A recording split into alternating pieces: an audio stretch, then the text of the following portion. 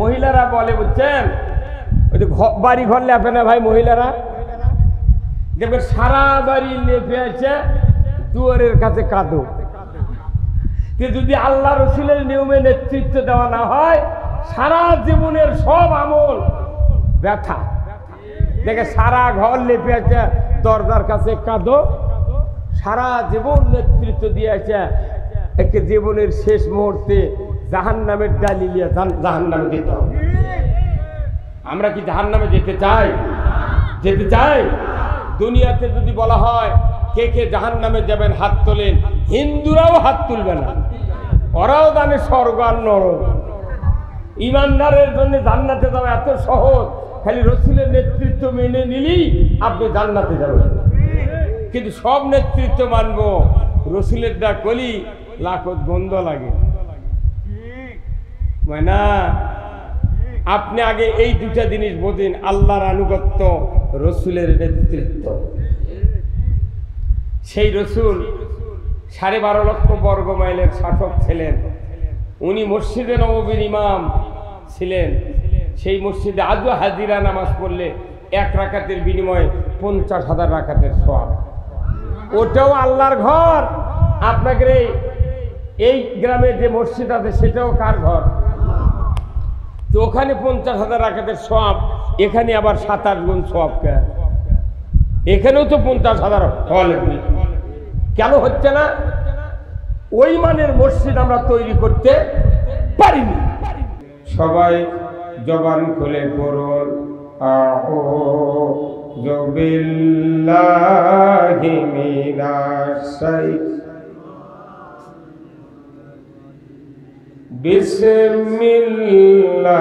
বিসমিল্লাহির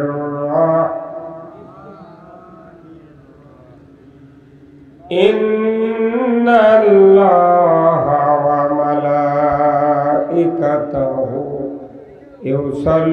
ইউসাল্লুনা আলান নবী ইয়া আইয়ুহাল্লাযীনা আমানু সাল্লু আলাইহি ওয়া সাল্লিমু তাসলিমা। আল্লাহুম্মা সাল্লি আলা মুহাম্মাদ ওয়া আলা আলি মুহাম্মাদ কামা সাল্লাইতা আলা ইব্রাহিম ওয়া আলা আলি ইব্রাহিম ইন্নাকা হামিদুম মাজিদ। আল্লাহুম্মা বারিক আলা মুহাম্মাদ ওয়া আলা আলি মুহাম্মাদ কামা বারাকতা আলা ইব্রাহিম ওয়া আলা আলি ইব্রাহিম ইন্নাকা হামিদুম মাজিদ। আল্লাহুম্মা আমিন। রব্বানা যালামনা আনফুসানা ওয়া ইল্লাম তাগফির লানা ওয়া তারহামনা লানাকুনান্না মিনাল খাসিরিন। রব্বুল আলামিন হারিয়া গাছে উত্তরপাড়া জামে মসজিদ সংলগ্ন আজকের এই তাফসীরুল কোরআন মাহফিলে বসে হাজার হাজার মুসলমান নর নারীকে নিয়ে দিনের দান ফাউন্ডেশন কর্তৃক আয়োজিত কোরআনের মাহফিলে বসে আপনার শাহী দরবারে কয়েকবার দরুদ ও সালাম পাঠ করে দুখানা হাত ইতিমের মতো পাতিয়েছে। আল্লাহ মেহেরবানি করে আমাদের সকলের জীবনের গুনাহগুলি আপনি মাফ করে দিন। আল্লাহ মাহফিলের দ্বারা আয়োজন করেছেন, কোরআন শোনার জন্য যারা আমরা এসেছি, আমাদের ভেতরে যারা দরদের বাপ মাকে হারিয়েছি, কবরগুলিকে জান্নাতের বাগান বানায়া দিন। রব্বুল আলামিন এই গ্রাম সহ চতুর্দিক থেকে যতগুলি গ্রামের মানুষ কোরআনের মহব্বতে মাহফিলে হাজির হয়েছেন, সেই গ্রামের মাটির নিচে যত মুমিন মুমিনাত চিরবিদায় নিয়ে শুয়ে আছেন, আল্লাহ সকলের কবরগুলিকে জান্নাতের বাগান বানায়া দেন। রব্বুল আলামিন প্রধান অতিথি, বিশেষ অতিথিবৃন্দ, আমন্ত্রিত অতিথিবৃন্দ, সুধী সমাজের আল্লাহ মানুষেরা, পর্দার অন্তরালে মা বোনেরা সহ মুরব্বিনে কেরাম, যুবক ভাইরা যারা হাত তুলেছেন, আল্লাহ দুনিয়ায় যতদিন বেঁচে রাখেন ইসলাম বা ইমানের উপর বাঁচার তৌফিক দিয়ে দেন রব্বুল আলামিন। 18 কোটি ইমানদারের দেশ বাংলাদেশ, এ দেশটাকে আপনি কোরআনের জন্য কবুল করে নিন। হায় আল্লাহ তাআলা, কি কথা বলবো জানি না, যে কথা বললে আপনার বান্দা বান্দীদের দুনিয়া এবং আখিরাতের কল্যাণ হবে, সেই কথাগুলি আমাকে বলার তৌফিক দিয়ে দেন। সুবহান রাব্বিকা রব্বিল ইজ্জাতি আম্মা ইয়াসিফুন ওয়া সালামুন আলাল মুরসালিন ওয়ালহামদুলিল্লাহি রব্বিল আলামিন। একটু জিকির করেন লা ইলাহা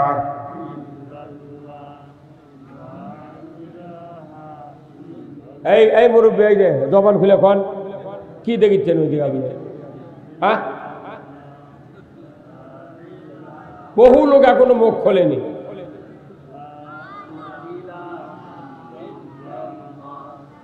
লা ইলাহা, জোরে লা ইলাহা, দেখো মৌলার কি খেলা, ডঙ্কা বাজে কারবালা, শহীদ হইলেন ইমাম হোসেন, তবু সারে না ইল্লাল্লাহ। জোরে জোরে লা ইলাহা, জোরে লা ইলাহা,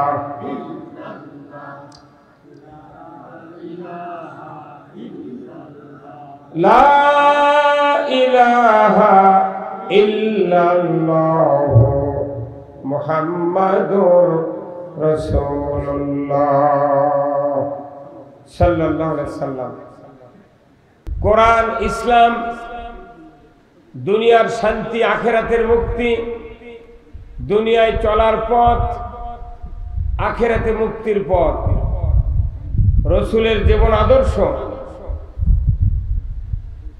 অর্থনীতি, সমাজনীতি, রাজনীতি, জীবনের প্রতিটি ক্ষেত্রে যা অনুসরণ করা দরকার মহান আল্লাহ তাআলা কোরআনুল কারিমে নাজিল করেছেন। জোরে বলুন ঠিক কিনা?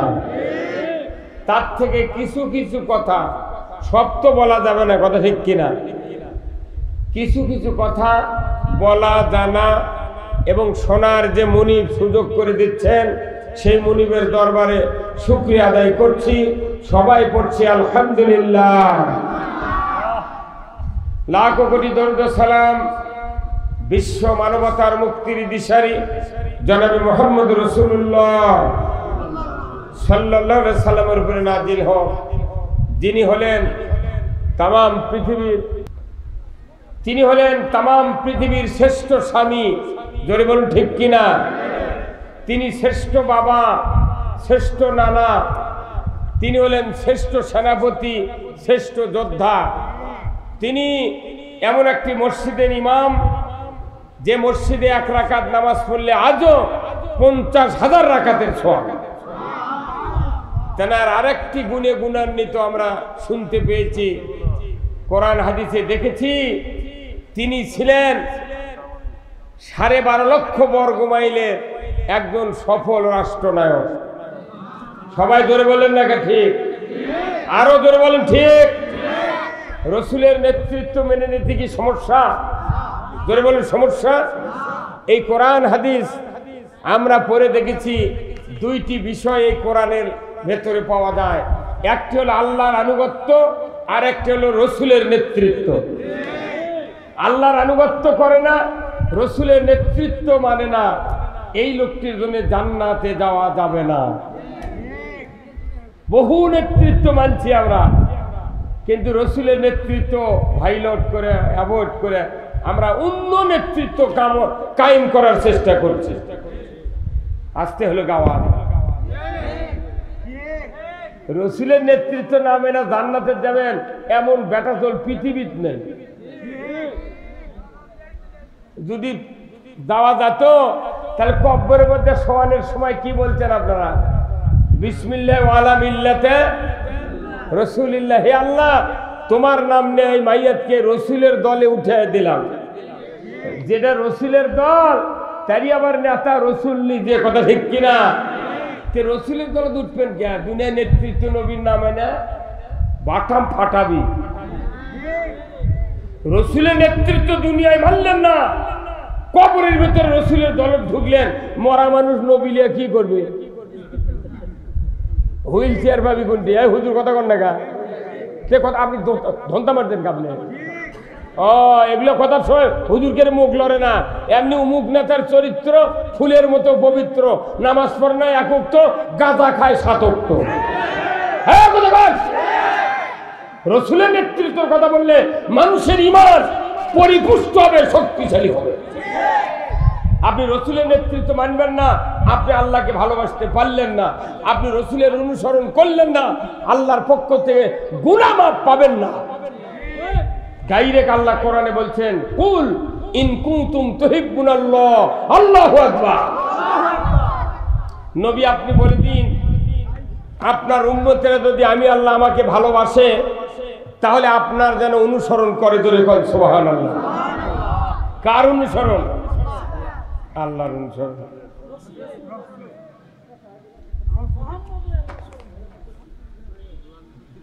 আল্লাহ নিজে রসুলকে বলতে বলেছেন, আপনার উম্মতদেরকে বলে দিন। মানে আমাদেরকে বলার কথা বলছেন কে?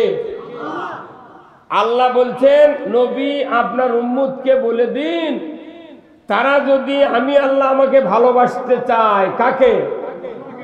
তাহলে ফাত্তাবিউনি, আপনার উম্মতেরা যেন আপনার অনুসরণ করে। যদি অনুসরণ করে আপনার, তাহলে আমাকে ভালোবাসা হলো। আর যখন আমাকে ভালোবাসবে তখন আমি আল্লাহ তাদেরকে ইহুবিবকুমুল্লাহ, আমিও তাদেরকে ভালোবাসবো। এটা কি খুশির খবর না? আল্লাহ ভালোবাসলে আল্লাহও ভালোবাসবে। আল্লাহ যাকে ভালোবাসবে তার ভাগ্যটা প্রসন্ন। ধরে বলো ঠিক কিনা? শুধু কি ভালোবেসেই ক্ষান্ত হবেন? আল্লাহ নবীকে বললেন, শুধু ভালোবেসেই ক্ষান্ত হব না, আমি আল্লাহ বলে দিচ্ছি, ইয়াগফিরু লাকুম যুনুবাকুম, আমি আল্লাহ তাদের জীবনের সব গুনাহ মাফ করে দেব। যে আল্লাহ যদি কেউ ভালোবাসতে চান তাহলে রসুলের অনুসরণ করতে হবে। কার কথা? গুনাহ যদি মাফ করে নিতে চান রসুলের অনুসরণ করতে হবে। কথা ঠিক কিনা? আপনি যদি জান্নাতে যেতে চান তাহলেও রসুলের অনুসরণ করতে হবে। তাহলে মেইন ফ্যাক্টর হলো রসুলের জীবন। এই হুজুরগুলো কথা বল না কেন? মেইন ফ্যাক্টর কি? রসুলের জীবন। রসুলের জীবন যার জীবনের সাথে মিল খাবে সেই ব্যক্তি যাবে জান্নাতে। রসুলের জীবনের অর্থনীতি, সমাজনীতি, রাজনীতি, পারিবারিক নীতি, যুদ্ধনীতি, ব্যবসার নীতি, বৈবাহিক নীতি, যত জীবনের নীতি আছে রসুলের জীবনের সাথে পুরাটা আমাদেরও জীবন ওই নীতিতে চালাতে হবে। রসুল চালাতে সুদবিহীন নীতি, আর আমাদের দেশে সুদের কিস্তি চলিচ্ছে। কোন পাগল কয় জান্নাত দিবি আমাকে? এত নেতৃত্ব আমরা মানি, রসুলের নেতৃত্বের কথা বললি কেউ কেউ মনে মনে কয় তাহলে হুজুর এখন রাজনীতি শুরু করলো, যে তুই রাজনীতি করবো আমার করলে অসুবিধা কি? তুই মানুষের আইন দিয়ে রাজনীতি করিস আর আমরা আল্লাহর আইন দিয়ে রাজনীতি করতে চাই। আল্লাহর আইনের রাজনীতি ছাড়া জান্নাতে যাওয়া যাবে না। কেউ যদি জান্নাতে যেতে চায় রাজনীতি করে জান্নাতে যেতে হবে, কেউ যদি জাহান্নামে যেতে চায় রাজনীতি করে জাহান্নামে যেতে হবে। এখন বর্তমানে পৃথিবীতে মানুষের নেতৃত্বে মানুষগুলিকে ভালো বানানো হচ্ছে, মানুষের নেতৃত্বে মানুষগুলিকে খারাপ বানানো হচ্ছে। তাহলে এই নেতাকে যদি পরিণতি, লাস্ট পরিণতি কি হবে এটা কোরআনে আছে না নাই? হ্যাঁ, তাহলে আগে নেতাকে বোঝা লাগবে কোন লাইনে নেতৃত্ব দিতে হবে। কতক্ষণ ওই যে মহিলারা বলে বুঝছেন, ওই যে বাড়ি ঘর লেপে না ভাই মহিলারা, দেখবেন সারা বাড়ি লেপে আছে, দুয়ারের কাছে কাঁদো। যদি আল্লাহ রসুলের নিয়মে নেতৃত্ব দেওয়া না হয়, সারা জীবনের সব আমল ব্যথা। দেখে সারা ঘর লেপে আছে, দরজার কাছে কাঁদো, সারা জীবন নেতৃত্ব দিয়েছে, একে জীবনের শেষ মুহূর্তে জাহান্নামের ডালি নিয়ে জাহান্নামে যেতে হবে। আমরা কি জাহান্নামে যেতে চাই? যেতে চাই? দুনিয়াতে যদি বলা হয় কে কে জাহান্নামে যাবেন হাত তোলেন, হিন্দুরাও হাত তুলবে না, ওরাও জানে স্বর্গ আর নরক। ইমানদারের জন্য জান্নাতে যাওয়া এত সহজ, খালি রসুলের নেতৃত্ব মেনে নিলেই আপনি জান্নাতে যাবেন।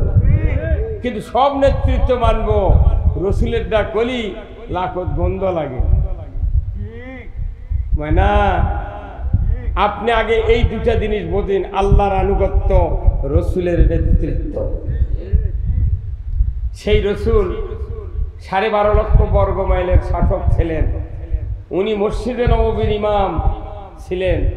সেই মসজিদে আজও হাজিরা নামাজ পড়লে 1 রাকাতের বিনিময়ে 50,000 রাকাতের সওয়াব।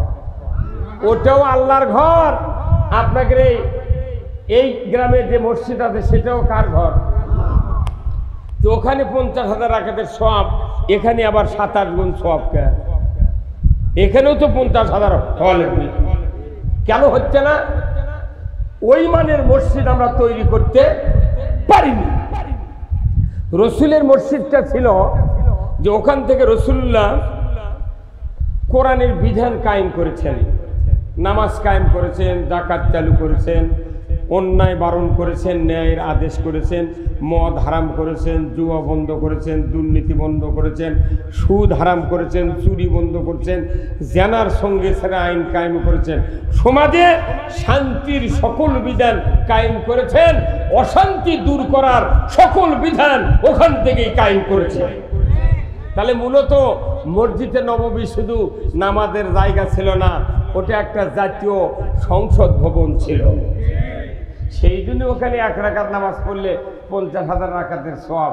আর আমাদের দেশত দাড়ি, টুপি, পাগড়ি, জুব্বা, পাঞ্জাবি, এরপরে আপনার নামাজের ওযু, ডান পাও দিয়ে মসজিদে ঢুকে সানা, তাকবীরে তাহরিমা, সুরা, কেরায়েত, 2 রাকাত ফজরের নামাজ মসজিদে জামাতের সাথে আদায় করার পর তারপরও 27 গুণ সওয়াব হতেও পারে, নাও পারে। কারণ কি? শুক্রবারে যতবারে জুম্মার নামাজ পড়ে বলেন তো, প্রায় 14 মানুষ সুদের কিস্তির সাথে জড়িত। আল্লাহ সুদ হারাম করেছেন, সেই সুদ সমাজে চলেছে। একটা নেতা সুদের বিরুদ্ধে কথা কয় না ভাই, কথা কয় না। হ্যাঁ, সুদে করে সিসি লোন লেতে কমপক্ষে 50 লাখ টাকা সিসি লোন করে বড় বড় ব্যবসা করতেছে। আল্লাহ কবি কিয়ামতের দিন, বাবা আয়তো তো সিসি লোন পাস করে দেবো, আয় ওকে গাছের সাথে বাঁধতে কবি তোর কত কোটি লাগবে লিবুয়া করলে। লোনটার নাম তো তুমি ব্যাংকারেরা লোনের নাম তুলতে সিসি, হরকত দিয়ে যদি পড়া হয় তাহলে সিসি, হরকতের উচ্চারণ তাড়াতাড়ি করিয়া পড়িতে হয়। কি হুজুর কথা বলেন? আপনি কামেল পাটির হুজুর বাটাম ফাটার লাগবে আপনার। হ্যাঁ, কথা বলেন না। হরকত দিয়ে পড়লে সিসি। আমার এই জুব্বা যদি গরুর গোবর ভরে থাকে, অবশ্যই আমার এই ইমরান ভাই বলবি সিসি হুজুর এখানে কি বলছে। সিসি কথা কি ভালো? আহা হা, নবীর উম্মার পাক্কা নামাজি, আমরা হজ করেছি, উমরা করেছি, সব মানি, কিন্তু দেশে সুদ চলে, কোনো প্রতিবাদ নাই। এখন মসজিদে যতগুলা মানুষ নামাজ পড়ছে শুক্রবারের দিন 10 আনা লোক জুমার নামাজ খালি পড়ে, আর বাদ বাকি নামাজ পড়ে না। যদি জুব্বা 12 হাত গায়ের দাগ দিয়ে যদি নামাজ পড়ে আর 27 গুণ সওয়াব হবে, তো কে কত একদিনে 1 ওয়াক্ত নামাজ পড়বে? ইমামের বেটা বেনামাজি, মুয়াজ্জিনের বেটা বেনামাজি। মুয়াজ্জিন 10 বছর হলে মুয়াজ্জিনে আযান দেয়, গ্রামের মানুষ আযান শুনে মসজিদে যায়, ওর বেটা একটাও জুম্মা যায় না। মোতাল্লি বছরের পর বছর মোতাল্লিগিরি করছে, ওই ফজরের সময় একদিনও জুম্মার যায় না। কি লাভ? কি লাভ? আর এই বক্তৃতা করে কি লাভ? আল্লাহর আনুগত্য, রসুলের নেতৃত্ব ছাড়া এই পৃথিবীর জমিনে নামাজ কায়েম হবে না, সুদ বন্ধ হবে না, চুরি বন্ধ হবে না, জেনা বন্ধ হবে না, মদ জুয়া লটারি কোন অন্যায় বন্ধ করার ক্ষমতা নাই। কি ভাই কথা বল না? অনেক মানুষ আছে মুখ খোলে না, কি যারা একটু দুই চার জন অবোধ গবদ তারা কয় ঠিক, আর যারা একটু চালাক তারা হুজুরকে দিক থেকে কাল্লা ঝোড়ায়। তার মানে ই অন্তরের বিরুদ্ধে, আর মুখ দিয়ে হুজুরে বুঝায় আছি তোমার সাথে। বাটাম ফাটাবি খালি মরে দেয়, ফাটিয়ে ফেলে দিবে আল্লাহ। তোমাকে এতগুলো সুযোগ সুবিধা, জীবন যৌবন, কিডনি, হাত, পা, হাত, মুখ, দাঁত, জিহ্বা, তোমাকে যে সম্পদ দেওয়া হয়েছে এমনি এমনি ছেড়ে দেওয়া হবে না। সেই রসুলের নেতৃত্ব আজ থেকে ১৫০০ বছর আগে যারা গ্রহণ করেছিলেন তারা এই রসুলের সাহাবী হয়েছিলেন। আমরা রসুলের উম্মত হতে চাই, কিন্তু নেতৃত্ব মানতে নারাজ। নেতৃত্ব না মানলে তো উম্মত হওয়া যায় না। যায় ভাই? যায়? যায় না। আজকের এই কোরআনের মাহফিলের সম্মানিত সভাপতি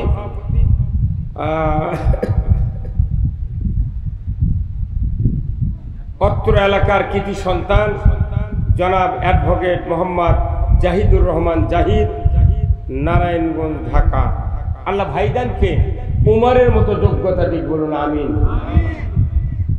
সহ সভাপতি বৃন্দ ৬ জন, জনাব মোহাম্মদ ইশারত আলী মন্ডল, জনাব মোহাম্মদ ডাক্তার দেওয়ান ইবনে আব্দুল রাব্বি, জনাব মোহাম্মদ আব্দুল মান্নান, জনাব মোহাম্মদ ইবনে জোবায়ের ভুট্টু ভাই, জনাব মোহাম্মদ কাউসার শহীদুল্লাহ ভুট্টু, জনাব মোহাম্মদ আব্দুল খালেক। এই ৬ জন ভাইকে ইসলাম, কোরআন এবং দ্বীন বোঝার তৌফিক দান করুন আমিন। আজকের মাহফিলের সম্মানিত প্রধান অতিথি, বিশিষ্ট রাজনীতিবিদ, বিশিষ্ট সমাজসেবক, বিশিষ্ট ব্যবসায়ী জনাব মোহাম্মদ আনিসুর রহমান, সাবেক চেয়ারম্যান, দুবলহাটি ইউপি। আল্লাহ ভাইজানকে মানুষের দরজায় দরজায় শান্তির বার্তা পৌঁছে দেওয়ার তৌফিক দান করুন আমিন। আজকের মাহফিলের সম্মানিত মেহমান ৮ জন, আল্লাহ সকলকে দ্বীনের পথে কবুল করুন আল্লাহ, জোরে বলুন আমিন। আজকের মাহফিলের বিশেষ অতিথিবৃন্দ অনেকগুলি, আল্লাহ সকলকে ইসলাম বোঝার তৌফিক দান করুন, বলুন আমিন। প্রধান মেহমান বলেছি, এরপরে আজকের মাহফিলের সম্মানিত মেহমান বৃন্দ আলহাজ মাওলানা মোহাম্মদ নুরুল ইসলাম জিহাদি, শিক্ষা সচিব, সনননগর, পোরশা। আল্লাহ ভাইজানকে ইসলাম বিজয়ের জন্য কথা বলার তৌফিক দান করুন, বলুন আমিন। হাফেজ কারি মোহাম্মদ মোহসিন হোসাইন, পেশ ইমাম ও খতিব, হারিয়াগাছি উত্তরপাড়া জামে মসজিদ। আল্লাহ ভাইজানকেও দ্বীনের জন্য কবুল করুক, বলুন আমিন। মঞ্চে বসা সুধীবৃন্দ, সামনে বসা মুরব্বিনে কেরাম, হাজী সাহেবগণ, বিভিন্ন মসজিদের ইমাম, মুয়াজ্জিন, মুক্তাদি সহ বিভিন্ন রাজনৈতিক দলের নেতৃবৃন্দ, যুবক ভাইরা, প্রাইমারি, মাদ্রাসা, হাই স্কুল, কলেজের শিক্ষক মহোদয়গণ, ছাত্র ভাইরা, পর্দার অন্তরালে হাজারো মা বোনেরা, আজকের এই মাহফিলে উপস্থিত কচি কাচারা এবং প্রচার মিডিয়ার সম্মানিত মাইকালা এবং ভিডিওম্যান ভাইয়েরা, সবার প্রতি আমার সালাম। আসসালামু আলাইকুম ওয়া রাহমাতুল্লাহি ওয়া বারাকাতুহু। কেমন আছেন আপনারা? আমার কথা কি শুনতে পাচ্ছেন? বোঝা যাচ্ছে? আলহামদুলিল্লাহ। আমরা কিছুক্ষণ সময় আল্লাহর পথে ব্যয় করব, জোরে করে আল্লাহুম্মা আমিন। কিছুক্ষণ সময়, উঠতে উঠতে অনেক দেরি হয়ে গিয়েছে। যে যাই হোক, আমি আপনাদেরকে যে কথাগুলি বলছিলাম, আল্লাহ তাআলা কোরআনুল কারীম নাযিল করেছেন। বিভিন্ন ইবাদত মানুষের কাছ থেকে আল্লাহ পেতে চান, জোরে বলুন ঠিক কিনা? মানুষ আর জিন, এই দুটা মখলুকাত পৃথিবীতে আল্লাহ পাঠাচ্ছেন শুধু একমাত্র গোলামি করার জন্য। কথা ঠিক কিনা? আল্লাহর ভাষায় বলেছেন ওয়ামা খলাকতুল জিন্না ওয়াল ইনসা ইল্লা লিয়াবুদুন। মানুষ আর জিনকে আল্লাহ সৃষ্টি করেছেন আল্লাহর গোলামি করার জন্য, ইবাদত করার জন্য। যখন আল্লাহু আকবার। জিনকে তো আমরা দেখতে পাই না, জিনের মসজিদ তো পাওয়া যায় না, চলতে তো পাওয়া যায় না, হাট নেই, বাজার নেই, কোথায় থাকে আল্লাহ ভালো জানে। বর্তমানে পৃথিবীতে আমরা জিনকে যেহেতু চোখে দেখতে পারি না, ওদের ব্যাপারে আল্লাহ ফয়সালা করবে। কিন্তু আমরা যারা মানুষ, মানব জাতি আছি, আমাদের উপর দায়িত্ব আল্লাহর গোলামি করতে হবে। এখন গোলামি এই যে কয়েকদিন আগে 1 মাস করলাম, সেই মাসের নাম কি? কয়েকদিনে 1 মাস গেল, এবার 30 দিন হতা। হুজুর কি রে 29 দিন হতে রোজা, 33 দিন কওগা, এটা গোনা দিন। 29 দিনে 1 মাস ইবাদত গেছে। সুবহানাল্লাহ। রোজার ইবাদত কয় দিন?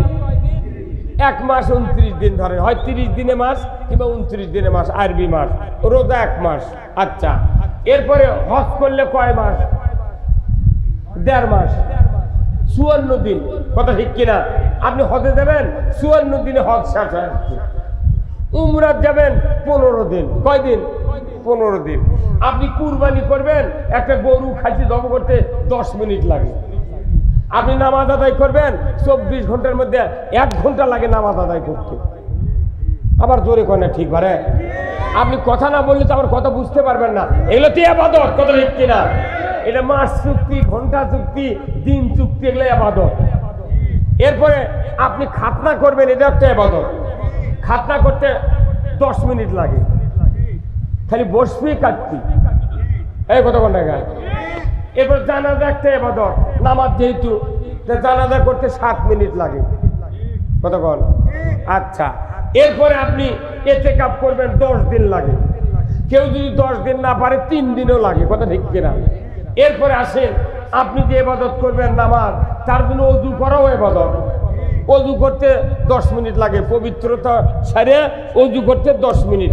এমনি করে দেখা যায় যত ইবাদত আছে সব মাস চুক্তি, দিন চুক্তি, 1.5 মাস, 15 দিন, 1 ঘন্টা, 10 মিনিট, 7 মিনিট, এইভাবে হাজারো ইবাদত আছে। একটা রাস্তার কাটা পড়ে আছে, এই কাটাটা হাত দিয়ে তুলে বাইরে ফেলে দিতে 1 মিনিটও লাগে না। আপনার অসংখ্য সওয়াব হলো। দরুদ শরীফ পড়তে, একবার দরুদ পড়লে আল্লাহ রাসূল বলছেন 10টা রহমত পাবে, 10টা সগীরা গুনাহ মাফ, 10টা মর্যাদা আল্লাহ তাআলা দিয়ে দেবে। একবার দরুদ পড়তে না 5 মিনিট লাগবে। তাহলে এইগুলি হচ্ছে দিন, মাস, সপ্তাহ, 10 দিন, 5 দিন, 1 ঘন্টা, 10 মিনিট, 5 মিনিটের ইবাদত। কিন্তু একটা ইবাদত আছে, যে ইবাদতটা 24 ঘন্টা আপনার পাশে থাকবে। নামাজ তো কোনই 1 ঘন্টা, আপনি শুনি না? এই যতগুলো ইবাদত আছে, সমস্ত ইবাদতের বাদ একটা ইবাদত আছে, সেটা 24 ঘন্টা আপনার সাথে থাকবে। আপনি ঘুম পারবেন, ওই ইবাদত আপনাকে নিরাপত্তা দিবে। সেটা বলেছি। এখন আগে খালি ঠিক কর, আগে ঠিক কর, তারপরে এখন আশা হচ্ছে হুজুর তাড়াতাড়ি কর ছেড়ে। সমাজে অশান্তি হবে, সমাজে দুর্নীতি হবে, সমাজে পর্দা থাকবে না, সমাজে চুরি বন্ধ হবে না, জেনা বন্ধ হবে না, অকাম কুকাম সব চলবে। এখন সেই ইবাদতটা হলো কি? সেই ইবাদত হলো ইসলাম মানা। কি মানা? ইসলাম মানা। নামাজ কোনো ইসলাম নয়, নামাজ হলো ইসলামের একটা ধর্মীয় পাস। রোজা এটা পুরো ইসলাম নয়, এটা একটা ইসলামের ধর্মীয় পাস। কথা ঠিক কিনা? বলুন তো, একটা সাইকেল তৈরি করতে 265টা পার্টস লাগে। যদি আপনি সাইকেলের সামনের চাকার কিংবা পেছনের চাকা বিয়ারিং যদি খুলে থন, ওই সাইকেলের চাকা সোজা হয়ে যাবি? কি হবে? কাজ হয়ে পড়বি। টায়ার আবার দেয় ফ্রোগের সাথে থেকে দেবি, আপনার চালানি করবি। কত বলে বাড়ি কি ভাই? কথা কি? হ্যাঁ, তাহলে বোঝেন, তাহলে ইসলাম নামক যে ইবাদত আছে আমি আপনি রাত্রে ঘুম পারবো, কিন্তু ইসলাম আপনাকে পাহারা দেবে। তাহলে ইসলামটা কি? আগে ইসলাম বোঝা লাগবে, তারপরে আপনি নামাজ বোঝেন। যে নামাজ দিয়ে ইসলাম কায়েম হবে, ইসলাম বিজয় হবে, সেই ইসলামই বুঝি না। এই হাজার হাজার সভা, হাজার হাজার মাদ্রাসা, হাজার হাজার মসজিদ, লক্ষ লক্ষ হাজি, হাজার হাজার জাকের, কোটি কোটি শ্রোতা, তারপরে বাংলাদেশে শান্তি নাই। কারণ কি? বাংলাদেশে ইসলাম নাই। দাড়ি টুপি যুব্ব আছে, সব আছে, কিন্তু ইসলাম নাই। ইসলাম কেন প্রয়োজন? আসুন কোরআনুল কারীম থেকে আমি আপনাদেরকে বলবো। কিভাবে বিরক্ত হচ্ছেন নাকি? এখন এই কথা বলতে গেলে কিছু কিছু লোক, কিছু কিছু মুন্সি উঠে যাবে, ওরা কবি এগুলো কবি কে উমরের জীবনী ধরবি।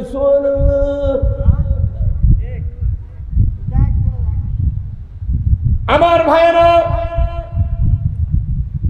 ইসলাম 24 ঘন্টা আপনাকে পাহারা দেবে।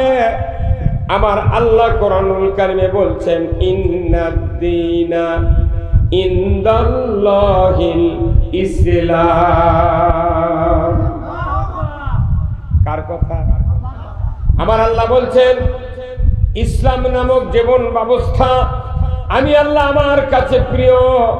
বান্দা, তোমাদেরকে আমি হুকুম দিয়ে দিচ্ছি, ইসলামকে তোমরা জীবন ব্যবস্থা হিসেবে গ্রহণ করো।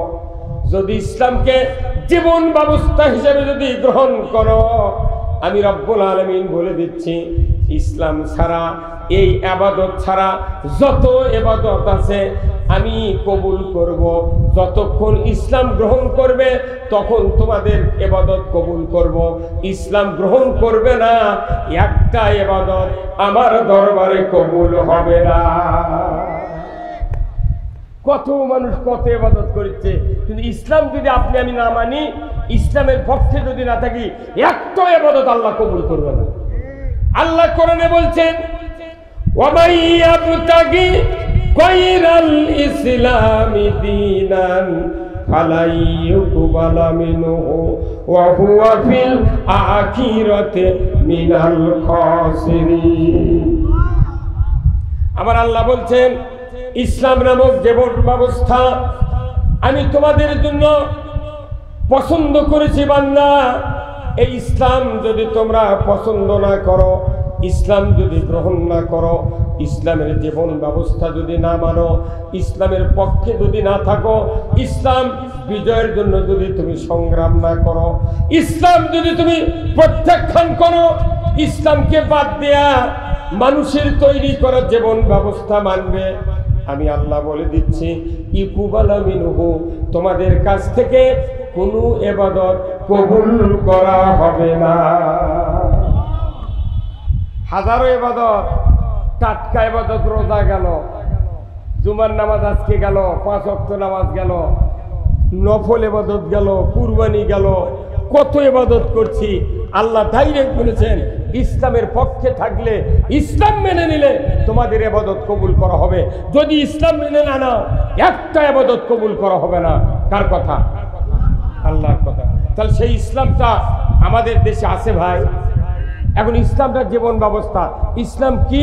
আপনি রাত্রে ঘুমালেন, আপনার গোয়ালে গরু আছে, কি আছে? গরু আছে। আপনার ঘরের বারান্দাতে আছে মোটর সাইকেল, 4 লাখ টাকার হচ্ছে আপনার R15। আঙ্গিনের মধ্যে সাইকেল আছে। দেশে ইসলাম নাই, আপনি লাখ থেকে ঘুম পাড়িচ্ছেন, সুর পাচির উঠতে আছে, হুন্ডা বার করলে চলে গেছে। কত করে গায়? এ চুরি হয় কি হয় না? গরু চুরি হয় কি হয় না? তাহলে ইসলাম আপনাকে পাহারা দেবে। ইসলামটা কি? আল্লাহ কোরআনে বলছেন, ইসলামী জীবন ব্যবস্থা যদি তুমি মানো, ওয়াসারিকু ওয়াসারিকাতু ফাকতাউ আইদিয়াহুমা, চোর আর চন্নি যদি ধরা পড়ে, 5টা গ্যারান্টির পর খাদ্য, বস্ত্র, চিকিৎসা, শিক্ষা, বাসস্থান, এই 5টা গ্যারান্টির পর দুনিয়ার কোনো মানুষ, নারী হোক পুরুষ হোক, যদি চুরি করে, আমার আল্লাহ বলেছেন তাদের হাতটা কেটে দাও। কি কেটে দাও? হাত। কখন কাটার বিধান? যেমন খাদ্য, বস্ত্র, চিকিৎসা, শিক্ষা, বাসস্থান। বলুন তো, একটা মানুষ যদি খাওয়ার গ্যারান্টি দেওয়া হয়, চিকিৎসার গ্যারান্টি, লেখাপড়ার গ্যারান্টি, বাসস্থানের গ্যারান্টি, শিক্ষার গ্যারান্টি দেওয়া হয়, এই লোক কি চুরি করবে? ওই খালি কবি ভাত খাবার মজা নামাজ পড়বো, চুরি করে মানে হাত কেটে খাই মরমরে। এই হুজুর কথা বল না গা, যে নামাজ ওদের বক্তৃতা করে কি করবেন? চুরি আগে বন্ধ করা লাগবে। কি চেয়ারম্যান সাহেব, চেয়ারম্যান এই সাহেব এক্ষুনি বক্তৃতা গেল, খালি বক্তৃতা শুনলে ইসলামের অনুশাসন মানা লাগবে। তো ইসলামের অনুশাসনে 1 নম্বরেরও সমাজের নিরাপত্তা দেবে চুরি বন্ধ করার আইন। 5টা গ্যারান্টি আল্লাহ কোরআনে দিয়েছেন।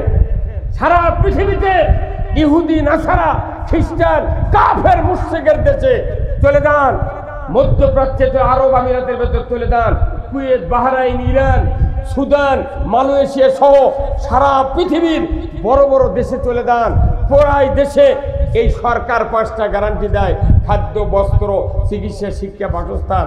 আর বাংলাদেশে এই গ্যারান্টি নাই। করছে না গরিব দেশ, তুই গরিব দেশকে তুই টাকা তো চুরি করে নিয়ে গেলু গা। এই কথা কোন টাকা? তুই গরিব তো টাকা পালু কোন দিনে? তুই কোনটি পালু টাকা আগলা? জনসভা করছ নাকি? আমি আল্লাহ নিজে বলেছেন 5টা গ্যারান্টি দিতে হবে, আর চুরি হবে না, চুরি হতে পারে না। কারণ এই 5টা গ্যারান্টির ভেতরে 3টা শর্ত আছে। ধরে বল আল্লাহু আকবার। 3টা শর্তের ভেতরে 1 নম্বর হলো, আপনাকে এই বাংলাদেশে যত দরিদ্র আছে, যত অভাবী লোক আছে, এদের অভাবকে 0 টলারে নিয়ে যেতে হবে। কোটি কোটি টাকার মালিক, তারকের পক্ষে আইন আছে। গরিব ধানের মধ্যে, কাদর মধ্যে খুঁজিচ্ছে, হাঁস পালিচ্ছে, ভটভটি চালাচ্ছে, লসিমন, করিমন, কত রকমের খাদ্য কাজ করে মানুষের খাদ্যের যোগাচ্ছে। অথচ যারা জীবনে জমিত নামে না, তাই হচ্ছে কৃষিমন্ত্রী। বাংলাদেশে যদি কেউ কৃষিমন্ত্রী হয়, তাকে 100 বিঘা জমি দিতে হবে। তুমি এই জমি 100 বিঘা আবাদ করো, যদি তোমার ধান ফলন হয়, ফলন যদি কম হয়, তোমার 5 বারে কৃষিমন্ত্রীকে বাড়ি করে দেবো। হ্যাঁ, কৃষিমন্ত্রী যদি 100 বিঘা জমি আবাদ করে, ওই বুঝবি সার কেনার কি ঠেলা। এই কথা বললেন না আপনার তোরে বললেন না? কৃষিমন্ত্রী বুঝবি সার কেনার ঠেলা কি, এমএসটার টপ কেনার ঠেলা কি, ফসফেটের কেনার ঠেলা কি, আর ইউরিয়া সার 1360 টাকা। যে ইউরিয়া 300 টাকা বস্তা কেনা হতে, এখন দেশে ফ্যাক্টরি তৈরি হতে, তাও সেই ইউরিয়া সার 1360 টাকা। মোটা টাকা এই বদমাইশদের পকেটে উঠতেছে। আল্লাহ বলেছে কৃষি কাজে ভর্তুকি দিয়া জাতির কল্যাণ করতে হবে। আমরা বক্তৃতা করি কোরআন হাদিসে, মনে করবে আল্লাহর ওলি হয়ে গেছে। এগুলো অলিগিরি দিয়ে পৃথিবীর শান্তি কায়েম হবে না। কৃষি পণ্যের দাম কমাতে হবে। কি ভাই, এই যে উনি তো নারায়ণগঞ্জ থেকে মোট সার আছে, ওটি সিন্ডিকেট করে ওই ফ্যাক্টরির থেকে, জাহাজের থেকে মোটটা সার এক কোম্পানি আগেই কিনে নেয়, নিয়ে একটা করে বস্তা 800, 1000 টাকা, 900 টাকা লাভ করে ওই বাজারত ছাড়িচ্ছে। আর আমাকে করছে সার নাই ভাই, টিউনিশিয়া নাই। ডক্টর ইউনুস সেই জন্য লাগিয়েছে, ডক্টর ইউনুস যদি 20 বছর থাকে, এই দেশ সিঙ্গাপুর বানাবি, সিঙ্গাপুর বানাবি। মরদ আছে। এখন কে বোঝা যাচ্ছে বাংলাদেশ পৃথিবীর মানুষ এখন চিনিচ্ছে। আমাদের দেশে যেগুলো নেতা ছিল এতদিন 54 বছর হলে, এরা ইংরেজি বাংলা দিয়ে লিখে নিয়ে যায়, ইংরেজি বাংলা দিয়ে লিখে নিয়ে যায়, ওই উত্তর থুয়ে পড়ে। আর ডক্টর ইউনুস 1 ঘন্টা বক্তৃতা দেয় বিশ্বের মেডেলিস্টের দেশে, প্রত্যেকটা দেশে অর্থনীতির উপর 1 ঘন্টা যদি বক্তৃতা দেয়, তার বিল হলো 75 লক্ষ টাকা। 1 ঘন্টা বক্তৃতা দিয়ে পায় 75 লক্ষ। আর আমরা 1 ঘন্টা বক্তৃতা দিয়ে যদি 50,000 চাই, মনে হয় ওই গলার দড়িতে মরবি। পাগল। খালি দোয়া করেন ডক্টর ইউনুস যাতে 20 বছর থাকে। একদিনও আর 5 বছর যদি ইউনুস থাকে, 1 সেকেন্ডের জন্য কারেন্ট যাবে না। রোজার ভেতর কারেন্ট গেছে, এই গত 16 বছর তারাবি পড়তে দেয় নাই, ইফতার করতে দেয় নাই। এখনই নির্বাচনের সরকার হবি, খালি মামলা দিবি, খালি মামলা। আমি মায়নাকে মামলা খাচ্ছি, বাবা তুই চালা কথা কর। কারেন্টের বিল কমাবে, থামেন। এই দেশের পুণ্য দেশে তৈরি হচ্ছে। ভেড়ামারা, বিহিগ্রাম, বিভিন্ন জায়গায় বিদ্যুৎ কেন্দ্র আছে, লক্ষ লক্ষ টাকার তেল দিয়ে বিদ্যুৎ তৈরি হচ্ছে। অথচ বাংলাদেশে 100 ইউনিটের এক দাম, 200 ইউনিটের আর এক দাম, 300 আবার ভেউ বেত। আর বইগাঁও দেশে করছে এসি যান চালান না, আর ঢাকা কয়জন এসি বন্ধ করে করছো, বাটাম ফাটাবে এইবার। হ্যাঁ কথা বল। গরিব মানুষ এসি চালালে কয় তুমি এসি থেকে পল্লী বিদ্যুৎ অবস্থা অনুমতি লাও, যে ঢাকার বাড়ি বাড়ি পায়খানাত লাগে তো সেগুলো কি? হ্যাঁ কথা বল। ওদের এসির বিল ওঠে না। বইগাঁর ছোট মানুষ, কৃষক মানুষ, আমার হিসাবে কৃষকের বাড়িতে 4টা করে এসি থাকতো, কারণ এরা মানুষের খাদ্য যোগায়। কি চেয়ারম্যান সাহেব,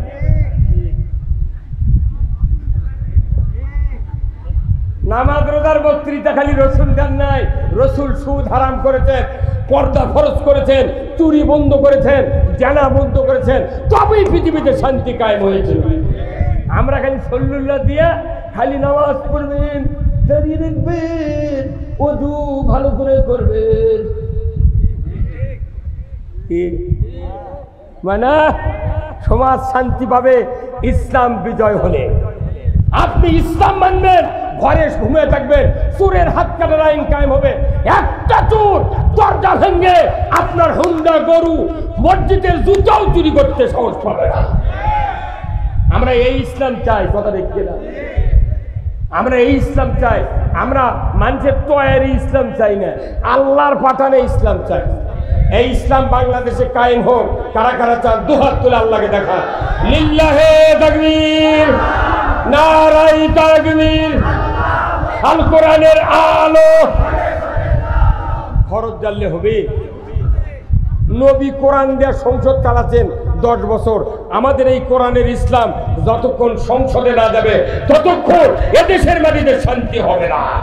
তাহলে আল কোরআনের আলো কি বলতে পারবেন না? আল কোরআনের আলো দুনিয়ার মুসলিম, বাংলার মুসলিম, নওগাঁর মুসলিম, তুবলহাটির মুসলিম, লিল্লাহে তাকবীর। ইসলামের পক্ষে থাকতে হবে। আপনার জীবনের সব গুনাহ আল্লাহ মাফ করে দেবেন। আর ইসলামের পক্ষে না থাকলে, ইসলামের যদি গ্রহণ না করেন, একটা ইবাদত কবুল আল্লাহ করবেন না। তাহলে আমাদের এই খাটাখাটনি ব্যথা ব্যথা। এই যে যারা হজ করতে যায়, হজের সময় বলুন তো, যখন হাজি ক্যাম্পে যায় ঢাকায়, তখন হাজি সাহেবরা বলে আল্লাহুম্মা লাব্বাইক লা শারিকা লাকা লাব্বাইক ইন্নাল হামদা ওয়ান নি'মাতা লাকা ওয়াল মুলক লা শারিকা লাক। কথা ঠিক কিনা? হাজি সাহেবের এটা কাফনের কাপড় ডান বগলের তলে দিয়া, বাম কাঁধের উপর দিয়া ফেলে দিয়া, ওই যে তালবিয়া পাঠ শুরু করছে, মদিনার থেকে প্লেনের চড়া পর্যন্ত এই তালবিয়া পাঠ করে। কথা ঠিক কিনা? তাহলে এই তালবিয়ার অর্থ কি? আল্লাহুম্মা লাব্বাইক, আল্লাহ আমি বান্দা হাজির। আল্লাহ তখন বলে বান্দা কি বলো? তখন বান্দা বলে লা শারিকা লাক, তোমার কোনো শরীক নাই।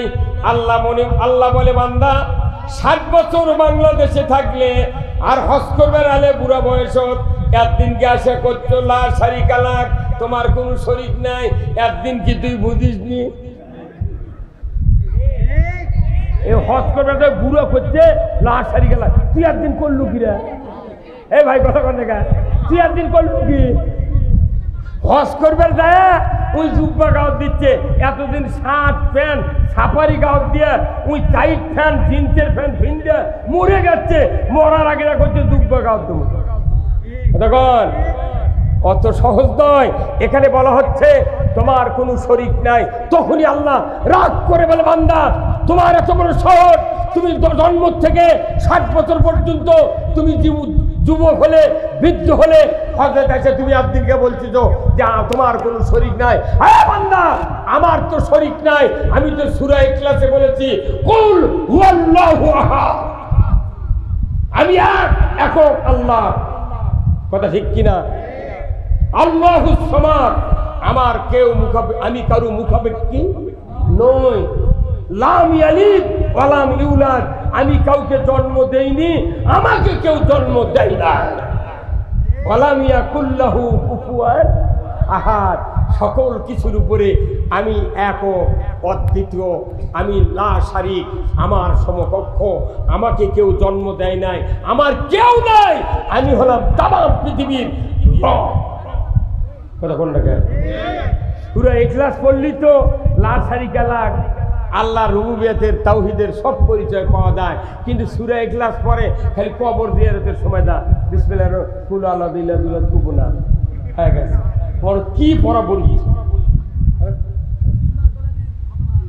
3 দুয়ার বলে খতম হবে, এগুলা ইলা দুলাত কয়া আসল ভাবে কোয়া লাগবে, কথা ঠিক কিনা? তাহলে এরপরে বলেছে যখন দেখলো আল্লাহ খেপে যাচ্ছে, তখন বান্দা আবার বলেছে ইন্নাল হামদা, সমস্ত প্রশংসা তোমার, হে আল্লাহ নিশ্চয় তোমার সমস্ত প্রশংসা। যদি বলেন সুবহানাল্লাহ, প্রশংসার সমস্ত কার?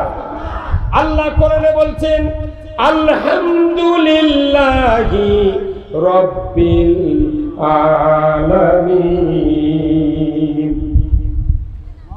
আল্লাহ বলেছেন বান্দা তোমরা বলো সমস্ত প্রশংসা সৃষ্টিকর্তা রবের নামে। ধরে কোন আল্লাহু আকবার। দুনিয়ার কোন মানুষের কাছ থেকে প্রশংসা আদায় করতে পারবে না। কোন সরকার যদি বলে, কোন নেতা যদি বলে আজকে সারাদিন আমার তোমরা প্রশংসা করবে, দেখা যাবে একজন প্রশংসা করবে, সে হলো ওর থেকে টাকা হাওলাত দিয়েছে, না হয় জমি বাগি করে, না হয় টাকা ধার দিয়েছে, তার উপকার করছে, এইরকম 2-4 জন লোক তার প্রশংসা করতে পারে, কিন্তু বাদ বাকি লোক কেউ তার প্রশংসা করবে না। কিন্তু আমার আল্লাহ বলেছেন আলহামদুলিল্লাহি রাব্বিল আলামিন। আমরা আল্লাহর পক্ষ থেকে অর্ডার পেয়েছি, হে দুনিয়ার মানুষ আমার প্রশংসা করো। আমি আল্লাহ আমার প্রশংসা করো, কারণ আমি সারা পৃথিবীর সৃষ্টিকর্তা, লালনকর্তা, পালনকর্তা, আইনদাতা, বিধানদাতা, রিজিকদাতা, যৌবনদাতা, স্ত্রীদাতা, জমিদাতা, আমদাতা, দামদাতা, বালুদাতা, মাটিদাতা, ডিজেল, কেরোসিন, রবার, লোহা, সোনা, তামা, পৃথিবীর জমিনে যত কিছু আল্লাহ দিয়েছেন, আল্লাহ ছাড়া কি কেউ দাতা আছে? জরিগণ আছে? আমাদের মুখে দাঁত দিলেন কে? না অন্য কেউ দাঁত দিয়েছে? কিন্তু এই দাঁত যখন ছোট আছিল, হুট করে 7 বছর বয়সে দাঁত হুলুল করে লড়ে পড়ে গেছে, তখন আমি আপনি দাঁত তুলে নিলাম, মায়ের কাছে দৌড়ে গেছি। মা একটা বলেছে মা আমার দাঁত পড়ে গেছে। মা তোর মা বলেছে বাবা ওই দাঁত ইন্দুরের খুনত দিয়ে তুই ইন্দুরে ক তোর দাঁত আমাকে দে, আমার দাঁত তুই নে। ইন্দুরের দাঁত রেলগাড়ির চাকা কি গরুর গাড়ি ছবি? তুই কোন সাহসে মা হয় এই কথা বলো? ওই সময় মার বলা উচিত ছিল তোমার যেহেতু 7 বছর বয়স, বাবা আসো আমার সাথে ওযু করো, তোমার যেহেতু দাঁত আল্লাহ দেশে নরম দাঁত, সেটা ফেলে দিয়ে আবার শক্ত দাঁত দিবি, তুমি এই দাঁতটা শিশির মধ্যে থাও আর আমার সাথে 2 রাকাত শুকরিয়াতার নামাজ পড়ে বলো আল্লাহ তুমি যে দাঁত দিয়েছিলে পুঁয়ের শাক দেয়া খালি পোলা খিচড়ি খেয়েছি, আল্লাহ আমি তো শক্ত কিছু খেতে পারবো না, অতএব এই দাঁত ফেলে দিয়া তুমি আমাকে এমন সুন্দর 1 পাটি দাঁত দাও, 2 পাটি দাঁত দাও, যে দাঁতের মধ্যে বের দাঁত না হয়, দাঁতের দাঁতে পোকা না লাগে। তুমি বুদ্ধি শুদ্ধি না পায় করছে সুন্দর দিয়ে ক ইন্দুর তোর দাঁত আমাকে দে। আবার কোনো কোনো মাও কাছে পানির মধ্যে ফেলে দেয়া পুটির মাছ তোর দাঁত আমাকে দে, আমার দাঁত তুই নি। কি ভাই কি দাঁত? মানুষের মুখে কয়টা দাঁত? হ্যাঁ তোর কয়টা? আয়না দিয়ে ভালো করে গুনিছেন কেউ, লোক দিয়ে কেউ গণেননি, খালি শুনে এনে গণেন না কে? কাল আয়না দিয়া দাঁতগুলোর সাইজ দেখেন, সামনে 4টে দাঁত আছে কোদালের মতো দাঁত, কোদালের মতো, খালি পিঁপা কাটে, নারকেল কাটে আর কলা কাটে, এগুলো দিয়ে এই কাটে ছেড়ে দেয়, পরে সাইডের দাঁত চাবি শেষ করে ফেলে যায়। কথা কোন দেখা? এরপরে এই 4টে দাঁতের পরে আরো 4টে দাঁত আছে, 2 পাটির 2 দিকে 4টে দাঁত। এই দাঁতগুলো হচ্ছে চোকা স্টার মার্ক তুলের মতো। আল্লাহ ইচ্ছা করলে ওই সব দাঁতও এই কোদালে দিতে পারতেন, কিন্তু দেননি কেন? আল্লাহ জানে আমার এই বান্দাগুলি গরুর গোশত কামড় দিয়ে ছিঁড়ে খাবে, যদি দাঁত কোদালের মতো দিই দাঁত থেকে ফসকে যাবে। আল্লাহর কি কুদরত, চোখা দাঁত দিছে, কামড় দিছে, খালি আটকে গেছে, নিচকার চোখা উপরকার চোখা একবার 4টা দাঁত বেজে গেছে। কথা বল না কেন? এই দাঁত দিয়ে যদি গোস্ত টান দিয়ে ফসকে আসতো, ঝোল দিয়ে মানুষের চোখ কানা হতো। কি বুদ্ধি আল্লাহর কারুকার্য। এরপরে 4 পাটি মারির দাঁত দিয়েছে, দেখবেন টেবল বসানের সেন্টনের মতো, 2 দিকে উঁচু, মাঝখানে একটু ডাউন, খালি মুরগির রান সাইড দিয়ে ঢুকে দিয়ে খালি আস্তে চাপ দিয়েছে, ওটি মেসাকার। এই দাঁতের জন্য কি অনলাইনে দরখাস্ত করছিলেন? আল্লাহ কি পাও ধরে কান দিয়েছিলেন, আল্লাহ দাঁত দে আল্লাহ? মা আপনার জন্মের আগে মায়ের বুকে সুন্দর গরম মিষ্টি ঘুমের ওষুধ সহ ওই দুধের ভিতরে আল্লাহ এমন একটা মেডিসিন দিয়েছেন, আপনার জীবনের কোনো রোগ হবে না। ধরে কর আল্লাহু আকবার। আপনি আমি পৃথিবীতে আসি নাই, আমার খাদ্য মায়ের মুখে দিয়েছে। ধরে বলতে কেনা তিনি হলেন আলহামদুলিল্লাহি রব্বিল আলামিন। আল্লাহর প্রশংসা যখন আপনি সূরা ফাতিহা পড়বেন, এইগুলি চিন্তাইলে পড়া লাগবে। আল্লাহ আমাকে কি দেয়নি, সব দিয়েছে। আল্লাহ তোমার শুকরিয়া করে আমি শেষ করতে পারবো না। লাইন শাকারতুম লাযিদান্নাকুম, যদি আমার শুকরিয়া করো বান্দা, তোমার নিয়ামতকে আমি বাড়ায় দেব। আল্লাহু আকবার। আর যদি অলাইন কাফারতুম, যদি না শুকরি করো, আমি আল্লাহ তোমাদের নিয়ামতকে কমায় দেব। শুধু কমায় দিবে, আযাবিলা শাদীদ, আল্লাহ কঠিন আযাব দিবে। জোরে বলুন ঠিক কিনা? এই দাঁত আল্লাহ দিলেন। জিহব্বাটা কি জিহব্বা? একটা জিহব্বার দাম 10 কোটি টাকা। কয় কোটি? প্যাথোলজি মেশিন এই জিহব্বাতে কয়েক কোটি সেল আছে। এই জিহব্বাতে আপনি একবারে যদি এট এ টাইমে 1 সেকেন্ড পর পর 100টা ফল দেন, 100টা খাবার দেন, সেকেন্ডের ভিতরে বলে দিবে এটা লেবু, এটা টমেটো, এটা খেজুর, এটা কুশারের গুড়, এটা চিনি, এটা হচ্ছে আপনার খেজুরের গুড়। তাহলে এই জিহ্বার আবার কত দাম? প্যাথোলজি আপনি ডায়াগনস্টিক সেন্টারে যান, প্রস্রাব পায়খানা রক্ত পরীক্ষা করে মেডিসিন বিশেষজ্ঞ ডাক্তারেরা সই দিয়ে আপনাকে রিপোর্ট দেয়, কমপক্ষে 5,000 টাকা বিল করে এই পরীক্ষার বিল, তারপরে ডাক্তারের কাছে যায়। আর আপনাকে এমন মেডিসিন বিশেষজ্ঞ জীবের সাথে সেট করে দিয়েছে, মুখত দিলি কাগজ কলম ছাড়াই রিপোর্ট। কি রিপোর্ট?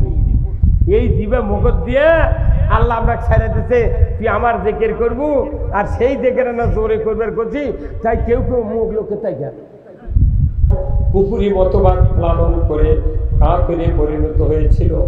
এই মানুষটা তরবারি খাপ থেকে উঠিয়ে আবু জাহেলের সামনে দাঁড়িয়ে বলল, রে নেতা, তুমি যদি কথা ঠিক রাখো 100 পুরস্কার দেবে। আমি উমার নিমিষের ভিতরে আব্দুল্লাহর বেটার মাথা কাটতে পারবো। নাউযুবিল্লাহ। বিশ্ব নবী যার চেহারা দেখলে ঈমান আনার পর নবীজির চেহারা যদি কেউ দেখে, আমার রাসূল বলেছেন ওই মানুষটার জন্য জাহান্নামের আগুন হারাম।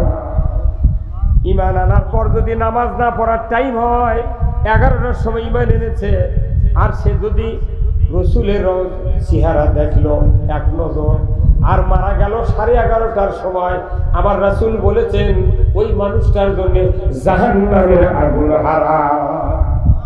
কি মানুষ চেহারা দেখলি জাহান্নাম হারাম, সেই মানুষের কাল্লা কাটবে কে? উমর বলতে তুমি 100 উট দিবে, আমি কাল্লা কেটে ফেলব। আবু জাহেল বলল, রে উমর, রে উমর, আমার পক্ষ থেকে ওয়াদা ফাইনাল, তুমি যাও, যাও রে উমর, যাও, মুহাম্মাদের মাথাটা কেটে আমাকে দিয়ে দাও।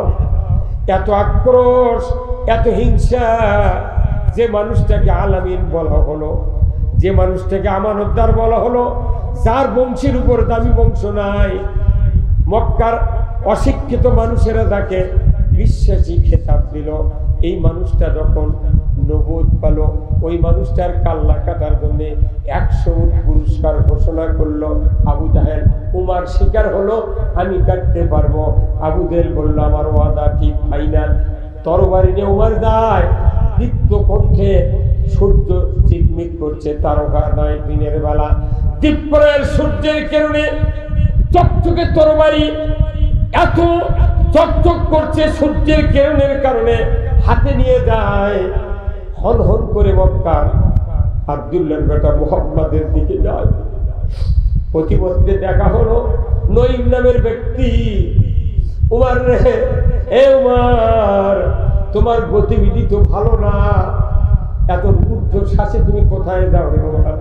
উমর বলে, আমার রাস্তা ছেড়ে দাও, আমাকে সময় লস করো না, আমি যাচ্ছি আব্দুল্লাহর বেটা মুহাম্মাদের মাথা কাটার জন্য। ভাই আমার, উমরের কথা শুনে নঈমের কলিজা থরথর করে কেঁপে উঠল, গায়ের পশম শিহরি উঠে। নবীজির কান্না তুমি কাটবে রে উমর? আমার বিশ্বাস হয় না রে উমর, তুমি যে কান্না কাটবে আমার বিশ্বাস হয় না।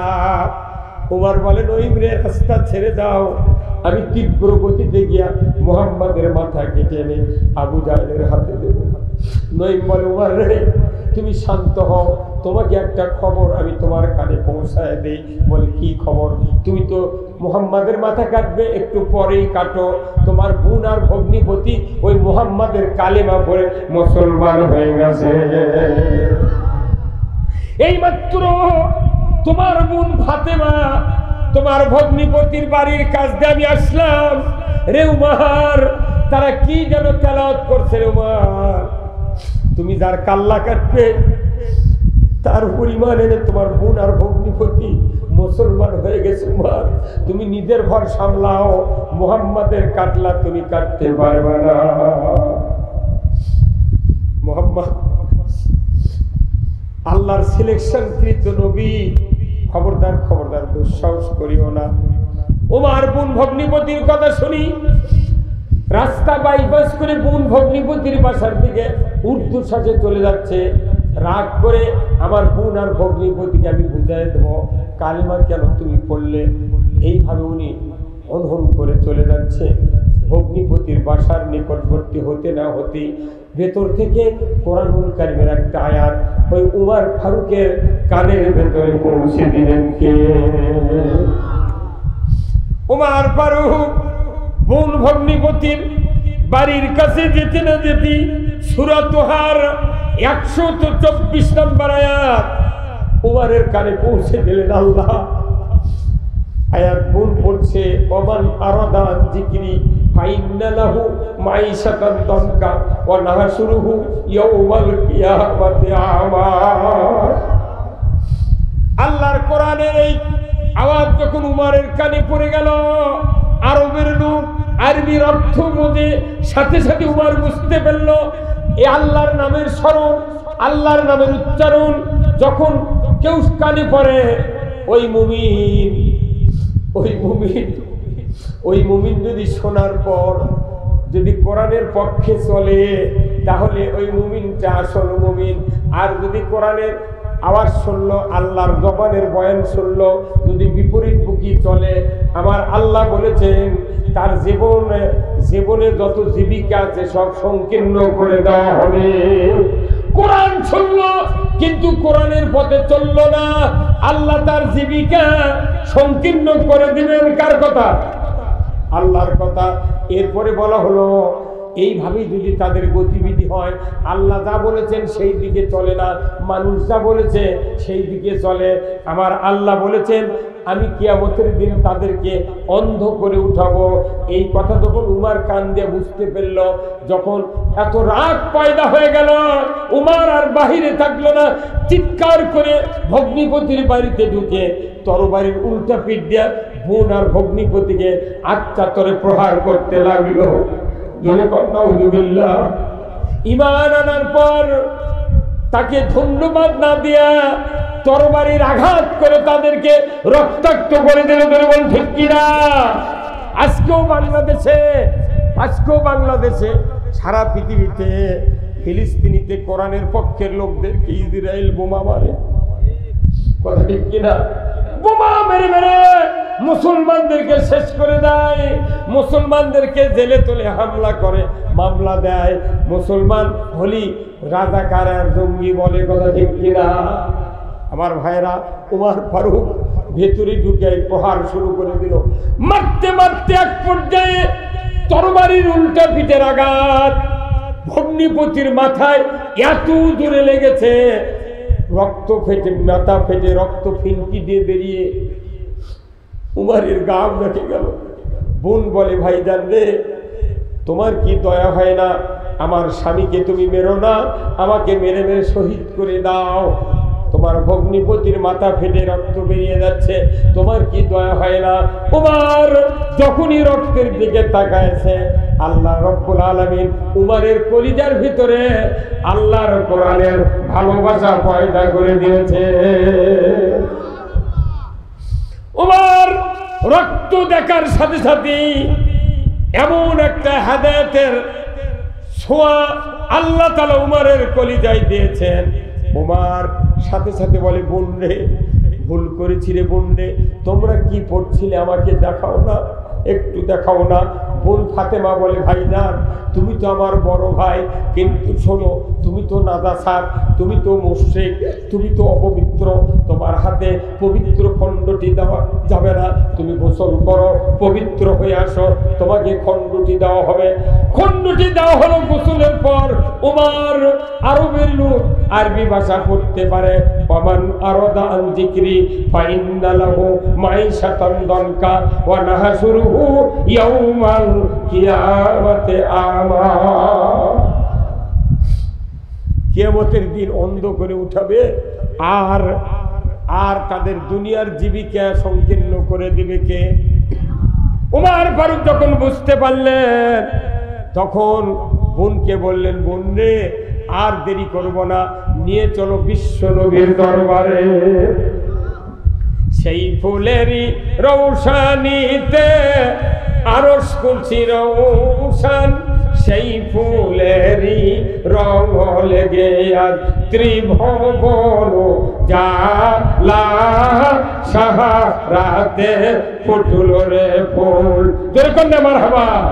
কোরআনের ঘ্রাণ উমরের নাক দিয়ে ঢুকাই দিয়েছেন কে? উমর ফারুক। আহা, বন্যে দেরি করো না, দুলাভাই দেরি করেন না, তাড়াতাড়ি করে নিয়ে চলেন। দ্বীপ্রহের একটু বাকি রয়েছে, 1 ঘন্টা চলে যাচ্ছে। উমর রসুলের দরবারে, সাহাবারা রসুলকে ঘিরে নিয়ে বসে প্রোগ্রাম করছেন। উমর তরবারি নিয়ে সামনের দিকে যাচ্ছে, সাহাবারা দাঁড়িয়ে গেলেন, হুজুর ওই তোমার ইবনুল খাত্তাব আসতেছে, কয়েকদিন হলে জপমানা চলছে, সে নাকি কাল্লা কাটবে আপনার। ওগো রসুল, আমরা দাঁড়িয়ে গেলাম, আপনি সামনে দাঁড়ান, আমাদের পক্ষে 1 ফোঁটা রক্ত থাকা পর্যন্ত উমরকে আপনার কাছে আসতে দেওয়া হবে না। সব দাঁড়িয়ে গেলেন। রসুল বললেন, উত্তেজিত হয়ে না, একটু ধীরাও ধীরাও ধীরাও। না হুজুর, হয়তো কাউকে হত্যা করবে, আর আপনাকে তো টার্গেট, আমরা মরে যাব, তারপর আমরা মোকাবেলা করব, কিন্তু আপনার কাছে আসতে দেব না। রসুল সামনে দেয়, রসুলকে বাধা দেয়। উমর আসছে, হুজুর যাওয়া যাবে না। এমন সময় আল্লাহর রসুল আকাশের দিকে নজর করলেন। আল্লাহ বুঝতে পারলেন আমার হাবিব আমার তরফ থেকে খবর চায়। আল্লাহ বানিয়ে দিলেন, জিব্রাইল যাও রে জিব্রাইল যাও, আমি তোমাকে হুকুম দিয়ে দিলাম, গত রাত্রিতে, গভীর রাত্রিতে আমার হাবিব আমার কাছে দোয়া করেছিলেন, আল্লাহ এই মক্কাতে 2 জন ব্যক্তি আছে সবচেয়ে ক্ষমতাধর, সবচেয়ে শক্তিশালী। এই 2 জন মানুষের ভিতর একজনের নাম হলো উমর, আর একজনের নাম হলো আবুল হাকাম। এই আবু হাকাম আর উমর ইবনুল খাত্তাব, এই 2 জনের মধ্যে একজনকে আমার দলে আপনি দিয়ে দেন। রে জিব্রাইল, তুমি জানো না, আমি গভীর রাত্রিতে শুনেছি, দেখেছি নবী আত্মনাদ করছে, মক্কাতে টেকা যাচ্ছে না, তার সাহায্যের জন্য 2 জন মানুষের নাম ধরে দোয়া করেছে। উমরকে আমি কবুল করেছি রে জিব্রাইল যাও, উমর যাচ্ছে তরবারি নিয়ে। সাহাবারা যেন উত্তেজিত না হয়, উমরকে নবীজির সামনে যাওয়া পর্যন্ত যেন রাস্তা করে দেয়। উমরের এই তরবারি, উমরের এই শক্তি, ওই দাপট আজকে ইসলামের নিচে বিক্রয় করে দেওয়া হবে। জোরে কন্যা মারহাবা। আল্লাহ রসুল সাথে সাথে বললেন, ও আমার সাহাবীরা, খবর এসে গেছে। জিব্রাইল এইমাত্র বলে দিলেন আমাকে যে গত রাত্রে দোয়া করেছিলাম দুইজন ব্যক্তির জন্য, আমার দলে দেওয়ার জন্য, আল্লাহ উমরের নাম আমার জন্য কবুল করেছে। ও আমার সাহাবীরা, রাস্তা করে দাও, উমর যেন আমার কাছে আসে, উমর সামনে আসার জন্য রাস্তা করে দাও। আল্লাহর নবীর কথা শোনা মাত্রই সাহাবারা রাস্তা করে দিলেন। ডান হাতে তরবারি নিয়ে রসুলের সামনে উমর দাঁড়িয়ে গেল। আল্লাহর নবী ডান হাত দিয়া বাম হাত ধরার পর এমন ভাবে চিৎকার করলেন, উমর, এইভাবে তুমি কতদিন থাকবা? একটা ধমকের সাথে সাথে উমরের হাত থেকে তরবারি পড়ে গেল। উমর তরবারি উঠে বললেন, ইয়া রাসূলুল্লাহ, ইয়া হাবিবাল্লাহ, যে তরবারি ইসলামের দুশমন ছিল, যে তরবারি মুসলমানের শত্রু ছিল, যে তরবারি নবীর দুশমন, কোরআনের দুশমন ছিল, এই তরবারি আর কারো দুশমনি করবে না।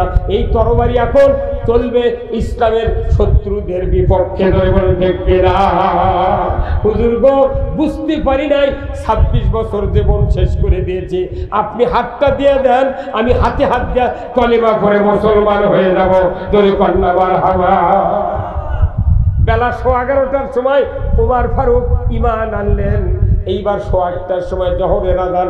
নবীজিকে বললেন, ইয়া রাসূলুল্লাহ, আপনি কোনোদিন মক্কার ঘরে আযান দিতে পারেন নাই।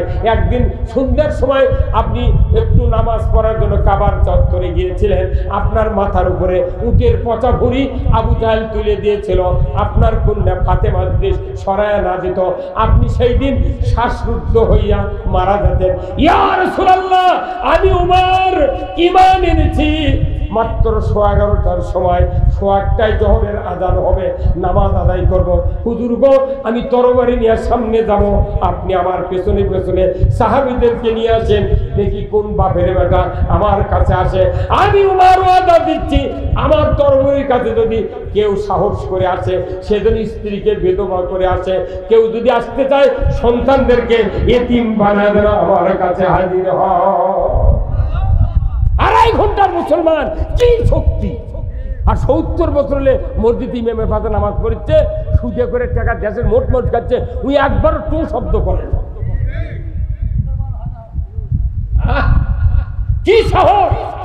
রসুল করছে বাপরে, আমি ওই গন্ডগোল করবো না, বা ওই মক্কার ঘরত যা আবার মারামারি কে করবি? করছে, হুজুর আপনি আবার করছেন, আসার সাহস পাবে না।